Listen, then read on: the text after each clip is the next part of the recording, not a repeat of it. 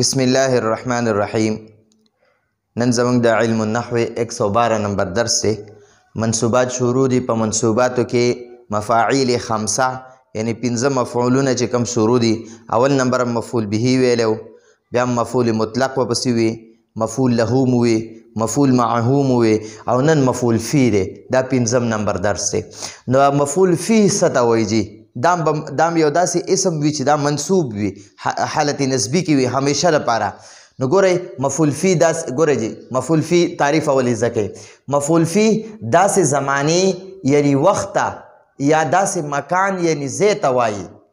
مفعول فی چې دی که نه یو زمانې ته یا زمانه وخت ته وایي او مکان ځای ته وایي. نو مفعول فی داسې یو وخت یا یو داسې ځای ته وایي چې فعل پکې واقع شي یعنی کار پکې وشي داسې ځای چې کوم ځای کې کار وشي نو هغې ځای ته مفعول فی وایي. او یا داسې وخت لکه سحر وخت دی، سحر وخت کې یو کار وشو نو دقې سحر وخت چې کوم دی که نه دقې وخت ته مفعول فی وایي. یا ګورئ جی په جومات کې یو کار وشو نو دا جومات چې دی که نه دا جومات مفعول فی دی، دا یو ځای دی، دقې ته مفعول فی وایي. نو مفعول فی څه ته وایي؟ یو وخت ته وایي یا یو ځای ته وایي. ټیک شوه؟ یو وخت ته یا یو ځای ته. وخت مطلب سهار یا ماښام یا ماسخوتن یا د جمعې ورځ یا د اتوار ورځ یا یو وخت چې دی که نه وخت چې کوم وخت وي هغې وخت ته مفعول فی وایي. او یو ځای دی، مدرسه شوه، بازار شو، جومات شو، کور شو، حجره شوه. نو په دقې ځای کې کوم ځای کې چې یو کار وشي، جومات کې یو کار وشو اوس دقې جومات ته مفعول فی وایي. یا په مدرسه کې یو کار وشو د مدرسې ته مفعول فی وایي. سحر مدرسه کې یو کار وشو نو د سحر وخت ته عموم مفعول فی وایي ځکه دا وخت دی او هغه مدرسه عموم ځای دی نو دغه مدرسې ته مفعول فی وایي. نو په دغه باندې انشاءالله پوهیږئ. مفعول فی داسې زمانې یعنی وخت، زمانه وخت ته وایي. ټیک شوه؟ داسې زمانې یعنی وخت ته مفعول فی وایي. یا داسې مکان یعنی ځای، مکان ځای ته وایي. ټیک شوه؟ یعنی ځای ته وایي چې فعل پکې واقع شي یعنی کار پکې وشي. فعل واقع کېدل مطلب کار کېدل. ټیک شو جی؟ او دې ته ظرف هم وایي. مفعول فی چې دی که نه ده ته ظرف هم وایي. د مفعول فی ته ظرف هم وایي. بیا د ظرف دوه قسمونه دي. د ظرف بیا دوه قسمونه دي. یو ته ظرف زمان، یو ته ظرف زمان وایي، یو ته څه وایي؟ ظرف زمان. او دویم ته ظرف مکان وایي. ظرف زمان کوم وخت کې چې کار شوی هغې وخت ته ظرف زمان وایي. لکه سحر وخت کې یو کار شوی دی نو د سحر وخت ته ظرف زمان وایي. یا د غرمه وخت کې یو کار شوی غرمې وخت ته ظرف زمان وایي. ماښام کې یو کار شوی ماښام ته ظرف زمان وایي. دقه شانتې په د جمعې په ورځ یو کار شوی د جمعې ورځ ته ظرف زمان وایي. یا دغه شانتې یو میاشت کې یو کار شوی د یو میاشت ته ظرف زمان وایي. کال کې یو کار شوی د یو کال ته ظرف زمان وایي. ټیک شوه؟ او دویم ته ظرف مکان وایي. کوم ځای کې چې یو کار شوی وي لکه مدرسه کې یو کار شوی دا مدرسه ظرف مکان دی. جومات کې یو کار شوی جومات ظرف مکان دی. کور کې یو کار شوی دا کور ظرف مکان دی. بازار کې یو کار شوی دی بازار ته ظرف مکان وایي. ځکه کوم ځای کې چې کار کېږي هغه ځای ته ظرف مکان وایي. بیا ظرف زمان بیا دلته ګورئ یو ظرف زمان دی وخت ته وایي، یو ظرف مکان دی ځای ته وایي. نو دا ظرف زمان چې دی دا دوه قسمه دی. د دوه قسمونه دي. یو ته ظرف زمان مبهم وایي، مبهم نامعلومه ته وایي، مبهم نامعلومه ته وایي. او یو ته ظرف مکان محدود وایي چې معلوم وي، حد معلوم وي. ټیک شوه؟ لکه دا کمره ده، د دې کمرې ګوره څلور یعنی چار دیوالي ده د دې کمرې. نو ګوره د دې حدود معلوم دي، د دې حد معلوم دی چې یاره دومره دا کمره ده، بس دغه دروازه ده، دا دیوالونه دي، بس د دې دا حد معلوم دی. اوس په یو میدان کې ودرېږه او میدان کې وګوره هر طرف ته د هغې حد نه معلوم چې کوم ځای پورې ستا نظر لګي بس هغه ځای پورې به درته خالي میدانونه ښکاري. نو هغې ته دغه وایي ظرف مکان مبهم وایي چې مبهم هغې ته وایي چې د هغې حد معلوم نه وي او محدود هغې ته وایي چې حد معلوم وي. ټیک شوه؟ نو د ظرف زمان هم دوه قسمونه دي. ظرف زمان مبهم، ظرف زمان محدود. او د ظرف مکان هم دوه قسمونه دي. یو ته ظرف مکان محدود وایي او یو ته ظرف مکان مبهم وایي. بیا ګور دا دی. اوس ګورئ بیا ظرف زمان دوه قسمه دی. یو ته ظرف زمان مبهم یعنی نامعلوم، مبهم نامعلومه ته وایي. او دویم ته ظرف زمان محدود وایي. ٹھیک شو یو ظرف زمان مبهم دی مبهم یعنی نامعلومه یو ظرف زمان محدود یعنی معلوم حد معلوم وي بیا دا ظرف زمان مبهم نه دی ظرف زمان مبهم اوس څه ته وایي ظرف زمان مبهم هغه ته وایي ظرف زمان مبهم هغه ته وایي چې څه حد یې معلوم نه وي چې حد یې معلوم نه وي لکه دهرون دهرون معنا ده یو زمانه اوږده زمانه اوس پته نشته چې یاره 2 کاله 10 کاله 20 کاله 50 کاله 1000 کاله دهرون معنا ده یو زمانه چې کومه زمانه 1000 کاله پکې راځي 10,000 کاله پکې راځي 50,000 کاله زمانې ته هم دهرون وایي ټیک شو اوږده زمانه ټیک شو او حین وخت ته وایي ګوره یو لامحدوده وخت چې حد معلوم نه وي یعنی معلوم نه وي چې یاره څومره وخت شو 50 کاله وشو 1000 کاله وشو 2 کاله وشو 1 کال وشو 10 ورځې وشوې 15 ورځې وشوې 10 غنټې وشوې د هغې څه حد معلوم نه دی ټیک شو دې ته ظرف زمان مبهم وایي نو لکه دهرون مثال یې ورکړی او حین مثال یې ورکړی دهرون اوږدې زمانې ته وایي او حین اوږد وخت ته وایي ټیک شو اوس ظرف زمان محدود ظرف زمان مبهم هم وي چې یاره ظرف زمان مبهم هغه وخت ته وایي چې هغه نامعلومه وي ټیک شو حد معلوم نه وي معین نه وي معین معنا چې مقرر نه وي معلوم نه وي اوس دویم نمبر ظرف زمان محدود اوس محدود چې حد معلوم وي ټیک شو ظرف زمان هغه وخت چې د هغې حد معلوم وي ټیک شو ظرف زمان محدود هغه اسم ته وایي ظرف زمان محدود هغه اسم ته وایي چې څه حد معین یعنی معلوم وي مقرر وي معین معنا مقرر یا معلوم وي لکه یوم معنا یو ورځ اوس یو ورځ چې ده د هغه حد معلوم دی بس دا نن سهار نه واخله تر ماښامه پورې دې ته یو ورځ وایي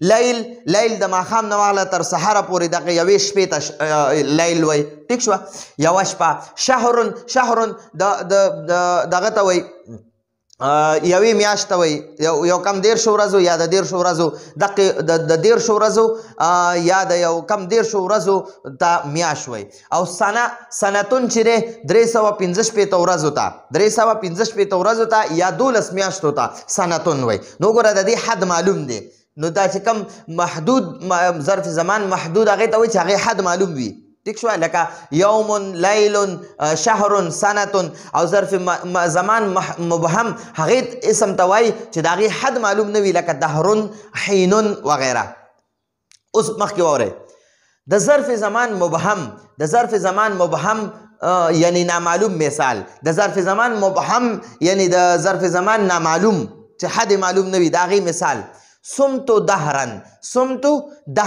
سمتو معنا ده ما روجه ونیوله دهرن یوه زمانه اوس زمانه معلومه نه ده چې څومره زمانه مې روجه ونیوله سمتو ما روجه ونیوله سمته صام یصومو گردان چې وکړې نو سمته معنا ده تا روجه ونیوله ماضي گردان چې وکړې او سمتو معنا ده ما روجه ونیوله او سمنا معنا ده مونږه روجه ونیوله د دې گردان چې وکړې صوما صوامو صوامت صوامتا سمتا سمتما سمتم سمتي سمتما سمتن سمتو سمتو ما روجه ونیوله سمنا مونږه روجه ونیوله نو سمتو ما روجه ونیوله دهران یوه زمانه اوږده زمانه نو اوس 10 میاشتې مې روجې نیولي یا 10 کاله مې روجې نیولي یا 20 کاله مې روجې نیولي د هغې حد معلوم نه دی دا د ظرف زمان مبهم دغه ما یوه زمانه روجې ونیولې یوه زمانه اوږدې زمانې پورې مې روجې ونیولې او د ظرف زمان محدود مثال سافرتو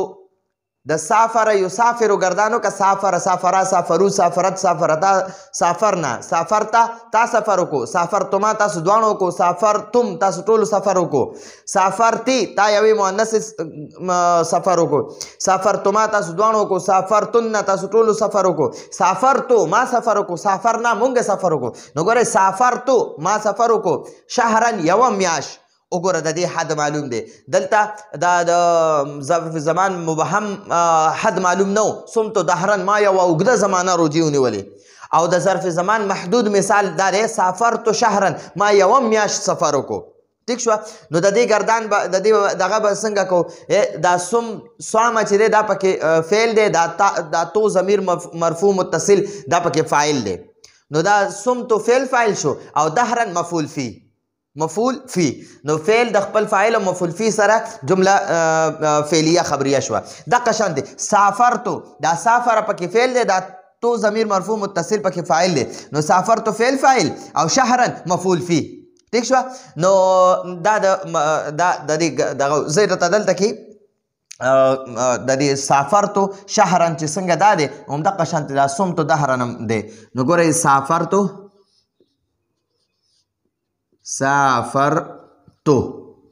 نو دا سافر پکې فعل شو او دا تو ضمیر مرفوع پکې متصل شو. ٹھیک شو. دا متصل دا پکې فاعل شو، دا تو ضمیر مرفوع متصل دا پکې فاعل شو او دا شهرن چې دی دا مفعول فی شو. شهرن مفعول فی. ٹھیک شو. نو فعل د خپل فاعل او مفعول فی سره جمله فعلیه خبریه شوه. جمله فعلیه خبریه شوه. ٹھیک شوه. دغه شانتې دا صمتم دی. صمت ګورئ دي دې ته ګورئ دلته دا صمتو فعل فاعل شو او دا دهرن دا پکې مفعول فی شو. نو ګوره صوامه پکې فعل شو او دا تو ضمیر مرفوع پکې فاعل شو او دا دهرن مفعول فی شو.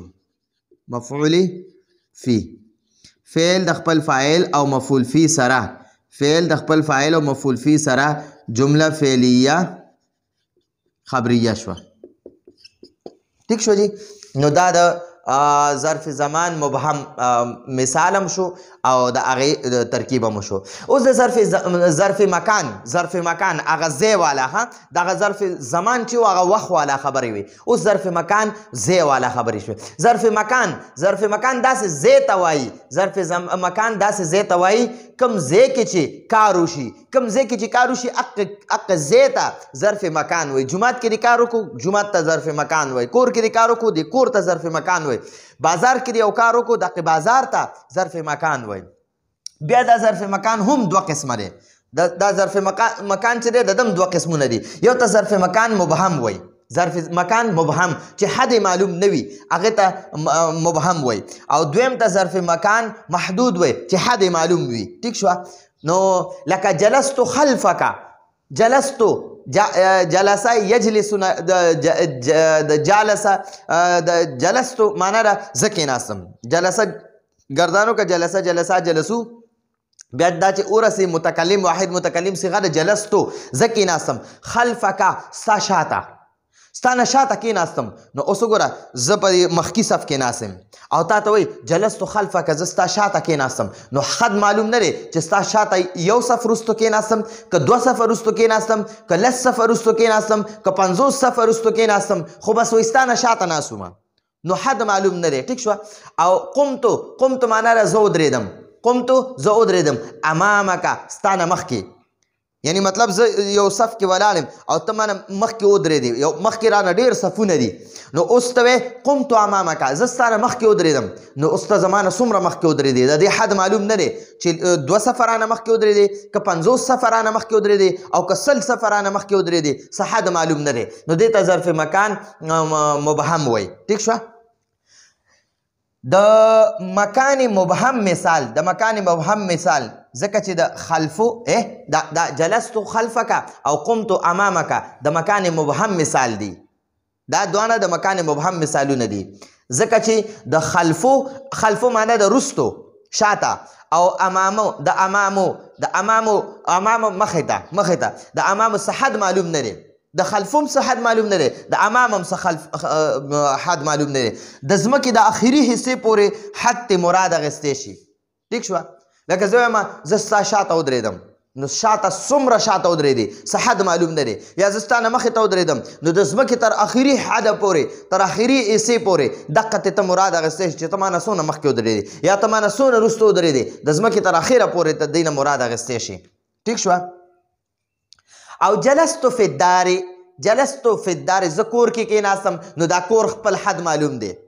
ٹھیک شوه. چې 2 مرلې کور دی 10 مرلې کور دی 20 مرلې کور دی جیرب کور دی خپل حد معلوم دی. ٹھیک شو. نو جلستو فی الدار زه کور کې کېناستم.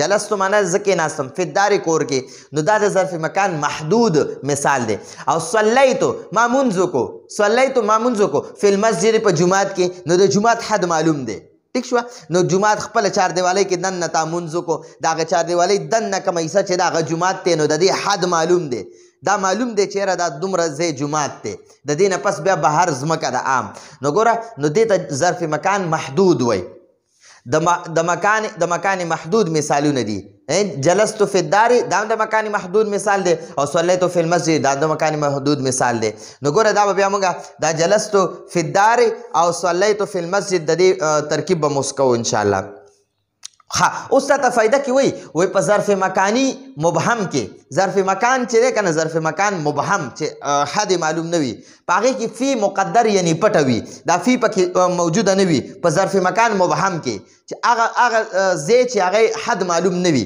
هغه ته ظرف مکان مبهم وای او په ظرف مکانی محدود کې چې حد معلوم وي پاغه کې فی مذکور یعنی موجود وي وګوره د دې صلیتو فی المسجد د دې د حد معلوم دی دې ته ظرف مکان محدود وای نو په دې کې دا فی دا د شته دی ٹھیک شو فی پکې مذکور ده موجود ده او چې کم دا دغه دی دا چې کم ظرف مکان مبهم دی چې حد معلوم نه دی نو په هغې کې فی مقدر ده یعنی فی پکې پټه ده جلستو خلفک ٹھیک شو نو په دې جلستو خلفک کې دننه فی پټه ده اپکې مذکور نه ده قمتو امامک زستا مخې کې ودرېدم زستا مخه کې ودرېدم یعنی ستا مخې ته ودرېدم نو دی کې فی مقدر ده پټه ده په ظرف مکان محدود کې ظرف مکان محدود کې فی موجوده وي فی پکې وي او په ظرف مکان مبهم کې فی نه وي پټه پکې وي خو ښکاره پکې نه وي ٹھیک شو نو دغه درته وای په فایده کې راته دا وای چې په ظرف مکانی مبهم کې فی مقدر یعنی پټه وي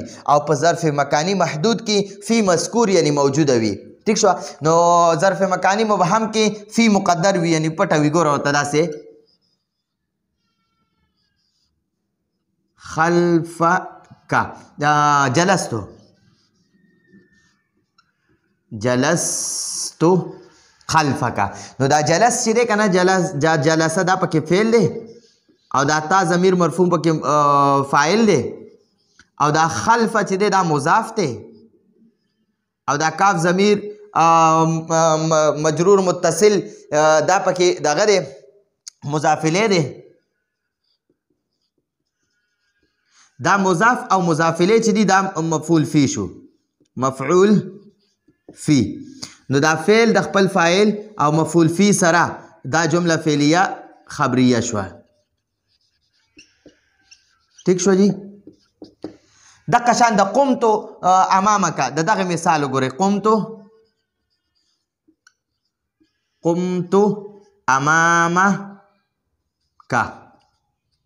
امامک دا قمتو دا قامه پکې فعل دی او دا تو ضمیر مرفوع پکې متصل دا پکې فاعل دی او امامه پکې دغه دی مضاف دی او دا کاف ضمیر مجرور متصل دا پکې مضاف الیه دی دا مضاف او مضاف الیه چې دی دا مفعول فی شو مفعول فی نو دا فعل د خپل فاعل مفعول فی سره جمله فعلیه خبریه شوه ٹھیک شو او دغه شان د مکان محدود دا چې دی دا د مکان مبهم مثالونه جلستو خلفک او قمتو امامک دا د مکان مبهم مثالونه دي او جلستو فی الدار صلیتو فی المسجد دا د مکان محدود مثالونه دي د دې عموم ترکیب ورجیم جلستو فی الدار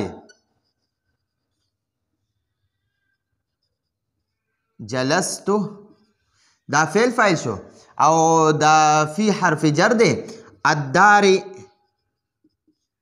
دا اداري چې دی که نه دا مفعول فی دی دا مفعول فی چې دی دا د فی حرف جر دپاره مجرور شو دا دار یو زی دی که نه زید مفعول فی وي دا مفعول فی دی نو دا مجرور شو دا مفعول فی څه شو مجرور نو فی حرف جر د خپل مجرور سره نه یعنی فی حرف جر او مجرور دا جار او مجرور فی حرف جار او دا الدار مجرور دا متعلق شو ٹھیک شو د جلستو فعل متعلق شو نو فعل دا جلستو فعل، دا جلسه فعل او دا تو ضمیر پکې فاعل. نو دا فعل د خپل فاعل او متعلق سره جمله فعلیه شوه، جمله فعلیه خبریه شوه. ٹھیک شوه. نو دا فدارې چې دی که نه دقه شان صلیتو، دا صلی پکې دا صلا پکې فعل شو او دا تو ضمیر مرفوع متصل پکې فاعل شو. او دا فی حرف جر دی. المسجد دا مفعول فی دی، مسجد زی ته وایي، زی مفعول فی دی. نو دا مفعول فی چې دی دا د فی حرف جار دپاره مجرور شو. نو دا جار مجرور دا د صلیتو فعل متعلق شو، دې ته د فعل متعلق وایي. دا جار مجرور به همیشه یا د فعل متعلق کیږي یا به نور یو څلور پنځه څیزونه د هغې متعلق کیږي. بس دا بس دې ته به مونږ صرف وایو دا د فعل متعلق شو. نو صلیتو فعل او دا تو ضمیر مرفوع متصل فاعل. نو دا فعل او فاعل دا د خپل متعلق سره جمله فعلیه خبریه شوه. فعل د خپل فاعل او متعلق سره جمله فعلیه خبریه شوه. فعل د خپل فاعل او فعل د خپل فاعل او متعلق سره جمله فعلیه خبریه شوه. دا د مفعول فی درس. راتلونکي درس پر اجازت غواړو. هذا هو المرام والله اعلم بحقیقة الكلام.